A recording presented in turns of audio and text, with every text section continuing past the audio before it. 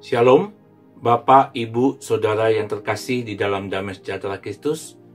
Kita tetap bersyukur karena anugerah kesempatan yang Tuhan berikan untuk kita bersama lagi belajar akan firman-Nya dalam lilin pengharapan. Kita merendahkan hati di hadapan Tuhan, biar Roh Kudus menolong memampukan kita untuk menjadi pendengar dan pelaku firman yang hidup. Mari kita berdoa.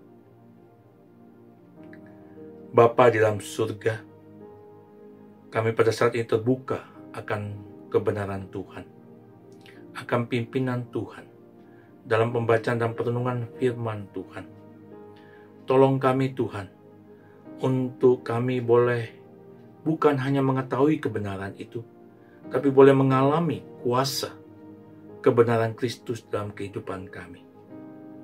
Biarlah Roh Kudus menguasai hati dan pikiran kami, sehingga hanya pribadi dan karya Tuhan Yesus yang berkuasa atas segala aspek kehidupan kami. Tolonglah kami ya Bapa. Di dalam nama Tuhan Yesus Kristus, Tuhan Juru Selamat dan Penebus kami hidup dan satu-satunya, kami berdoa dan bersyukur. Amin. Mengosongkan hati dan pikiran. Yohanes pasal 3 ayat 3, Yesus menjawab katanya, Aku berkata kepadamu, sesungguhnya jika seorang tidak dilahirkan kembali, ia tidak dapat melihat kerajaan Allah. Bapak, Ibu, Saudara terkasih, dikisahkan ada seorang murid datang kepada gurunya minta wejangan hikmat. Sejak datang, ia terus bercerita tentang dirinya dan persoalan hidupnya tanpa henti. Sang guru mendengarkan sambil menuang air teh ke dalam cangkir. Ia terus menuang teh itu hingga air teh meluap keluar dari cangkir. Melihat hal itu, si murid segera menghentikan gurunya dan mengingatkan bahwa cangkir sudah penuh.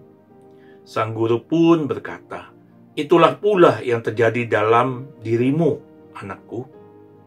Hati dan pikiranmu sudah begitu penuh terisi dengan dirimu sendiri, persoalanmu, hingga tidak ada lagi ruang kosong.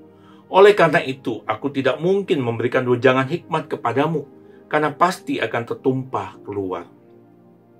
Bapak, Ibu, Saudara terkasih, Yesus menegaskan kepada Nikodemus bahwa ia harus lahir kembali, agar ia dapat melihat kerajaan Allah. Nikodemus adalah seorang Farisi, pemimpin agama Yahudi terkemuka pada saat itu. Selama hati dan pikiran Nikodemus penuh berisi doktrin, dogma agama, atau rancangan pengetahuan dan pikiran sendiri, maka selama itu pula akan sulit bagi seorang Nikodemus untuk mendapatkan hikmat dari Yesus. Nikodemus harus bersedia mengosongkan isi cangkir hatinya terlebih dahulu. Bapak, Ibu, Saudara terkasih, marilah kita bersama merenungkan lebih dalam bahwa kita pun juga bisa seperti seorang Nikodemus yang demikian juga, bukan? Lahir kembali tidak hanya berarti bahwa kita meninggalkan kehidupan lama untuk masuk ke dalam kehidupan baru bersama karya Roh Kudus yang melahirbarukan kita, yang tentunya kita percaya dan menerima kebenaran pribadi dan karya Kristus.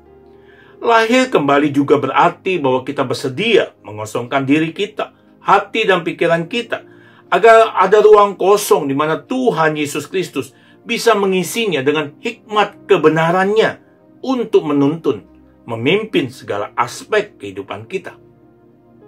Refleksi bagi kita.